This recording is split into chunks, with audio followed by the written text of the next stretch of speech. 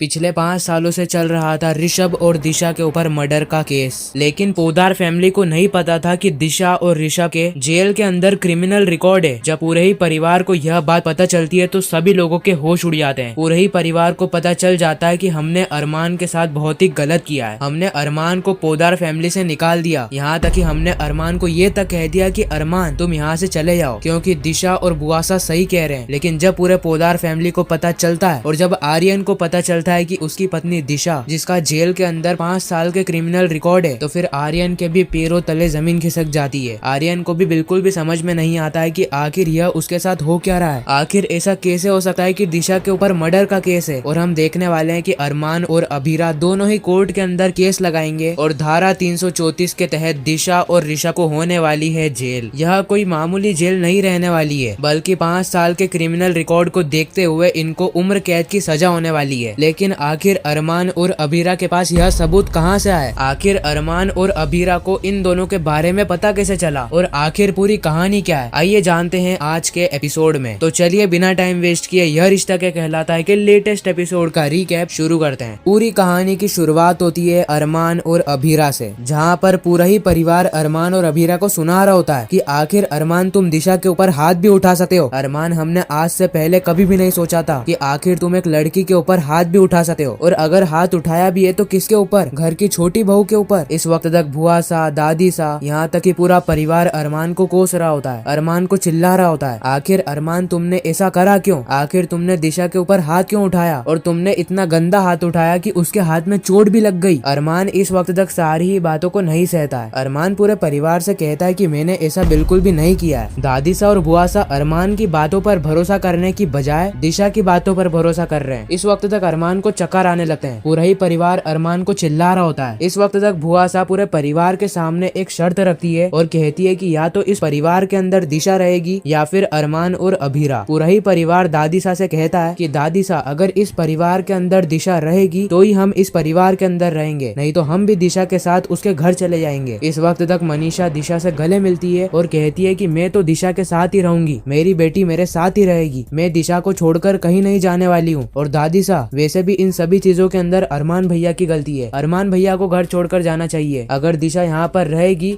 तो हम यहाँ पर रहेंगे, नहीं तो हम भी यहाँ से चले जाएंगे। दादी सा इस वक्त तक अरमान के पास आती है और अरमान से कहती है कि अरमान, तुम्हारे पास आखिरी ऑप्शन है। अगर तुम्हें इस परिवार के अंदर रहना है, वो भी दिशा, मनीषा और पूरे परिवार के साथ, यहाँ तक कि सभी लोगों से संबंध रखना है, तो तुम्हारे पास एक आखिरी ऑप्शन है कि तुम बुआ सा से माफी मांग लो। लेकिन अगर तुम ऐसा नहीं करते हो तो मैं तुम्हें पूरे परिवार की फोटो दे रही हूँ। तुम्हारे पास कल सुबह तक का समय है। अगर तुमने मन बना लिया है कि तुम्हें इस परिवार के अंदर नहीं रहना है, तुम्हें इस परिवार को छोड़कर जाना है, तो फिर इस फोटो को फाड़ कर दहलीज पर रखकर चले जाना। पूरा परिवार समझ जाएगा कि तुम्हें परिवार की कोई भी अहमियत नहीं है और तुम परिवार को छोड़कर जा रहे हो। अरमान इस वक्त तक बहुत ज्यादा गुस्से में आ जाता है। यहाँ तक कि अरमान ने पूरे परिवार को ये तक नहीं बता रखा था कि उसको ब्रेन ट्यूमर है। अभीरा चाहती थी कि वह पूरे परिवार को बता दे, लेकिन अरमान अभीरा को रोक लेता है और कहता है कि जब पूरा परिवार मेरे साथ ही नहीं खड़ा है तो फालतू मेरी तकलीफ बताकर उनके मन में दया भाव लाने की क्या जरूरत है? अरे मैं नहीं चाहता कि पूरा परिवार मेरा साथ दे। अगर पूरे परिवार को मेरा साथ नहीं देना है तो ना दे। इन सभी चीजों के अंदर मुझे कोई भी दिक्कत नहीं है, क्योंकि मेरे साथ मेरा अपना खुद का परिवार है। मेरे साथ अभीरा है, मायरा है, मुक्ति है। बस इन तीनों के अंदर ही मेरी पूरी जिंदगी बसती है। अगर यह तीनों मेरे साथ होंगे तो मेरी आने वाली जिंदगी हंसी खुशी से जाएगी। अगर तुम मेरा साथ दे रहे हो तो फिर मैं इस परिवार को छोड़कर जाने के लिए तैयार हूँ। अभीरा इस वक्त तक अरमान से कह देती है कि हम इस परिवार को कल की कल ही छोड़कर निकल जाएंगे और मेरे गैरेज वाले घर पर रहेंगे। इस वक्त तक हम देखते हैं कि आधी रात को अरमान और अभीरा दोनों ही मायरा और मुक्ति को उठाते हैं और कहते हैं कि चलो हमें गैरेज वाले घर पे चलना है, हमें इस घर को छोड़कर जाना है। इस वक्त तक मायरा और मुक्ति के होश उड़ जाते हैं। वह कहते हैं कि हम यहाँ से घर छोड़कर क्यों जा रहे हैं? अरे पापा मम्मी, आखिर हमारे साथ ऐसा क्या हो गया है? क्या हमें परिवार ने घर से निकाल दिया है या फिर कुछ और प्रॉब्लम है? अरमान और अभीरा कहते हैं कि मायरा और मुक्ति, तुम ना डिटेक्टिव बहुत बनते हो। अरे तुम आम खाओ ना, गुटलियाँ क्यों गिनते हो? हमने तुमको बोला ना कि बस हमारे साथ चलो, तो बिना सवाल किए हमारे साथ चलो। अगर तुमने एक भी सवाल किया तो हम तुम्हें यहीं छोड़कर चले जाएंगे। इस वक्त तक मायरा और मुक्ति दोनों ही तैयार हो जाते हैं और अरमान, अभीरा, मायरा, मुक्ति चारों ही निकल जाते हैं अपना बोरियां बिस्तर बांधकर अपनी नई जिंदगी की शुरुआत करने, वह भी पोद्दार फैमिली के बिना। अब देखते हैं आगे की किस तरह से अरमान और अभीरा अपनी जिंदगी की नई शुरुआत करते हैं। मेरे हिसाब से तो अरमान और अभीरा दोनों ही अपनी जगह सही है। पूरे परिवार को छोड़ने का डिसीजन पूरी तरीके से सही है। अगर पूरी फैमिली नहीं चाहती है कि अरमान पोदार फैमिली के अंदर रहे तो अरमान को भी घर छोड़कर जाने के अंदर कोई भी एतराज नहीं है। अरमान और अभीरा दोनों ही अपने बैग लेकर जा रहे होते हैं और पूरे ही परिवार के अंदर आंसू होते हैं। एक तरफ जहाँ पर पूरे परिवार ने अरमान और अभीरा को कहा कि तुम इस घर को छोड़कर चले जाओ, और वहीं दूसरी तरफ आंसू भी बहा रहे हैं। ऐसा परिवार मैंने पहली बार देखा है। जाते जाते अरमान दादी सा के सपने को पूरा करके जाता है। दादी सा की इच्छा थी कि अगर अरमान घर छोड़कर जा रहा है तो वह इस परिवार के फोटो को फाड़ दे। अरमान जाते जाते उस परिवार के फोटो को फाड़ देता है और घर की दहलीज पर रखकर वहाँ से चला जाता है। खैर, इसी के साथ यह पूरी ही कहानी यहीं पर ही खत्म हो जाती है और आने वाले एपिसोड के अंदर हम देखने वाले हैं कि किस तरह से अरमान और अभीरा दोनों ही दिशा और ऋषभ को सबक सिखाने के लिए इन दोनों के ऊपर रिसर्च करेंगे, इनके क्रिमिनल रिकॉर्ड देखेंगे और आने वाले एपिसोड के अंदर इन दोनों का बुरी तरह से पर्दाफाश होने वाला है, जहाँ पर मायरा, मुक्ति, अरमान और अभीरा साथ ही पूरे पोदार फैमिली के सामने यह सच आ जाएगा कि ऋषभ कोई मामूली इंसान नहीं है बल्कि वह एक क्रिमिनल है और ऋषभ के साथ जुड़ी हुई है उसकी बहन दिशा। खैर, आने वाले एपिसोड में देखना ये होगा कि अरमान और अभीरा किस तरह से सबूत इकट्ठा करते हैं और किस तरह से वह कोर्ट में जाकर केस लड़ते हैं ताकि वह पोदार फैमिली को बुरी तरह से हरा सके। आप आने वाले एपिसोड को लेकर कितने ज्यादा एक्साइटेड हो कमेंट करके जरूर बताना। मैं मिलता हूँ किसी नेक्स्ट इंटरेस्टिंग वीडियो में, जब तक के लिए गुड बाय।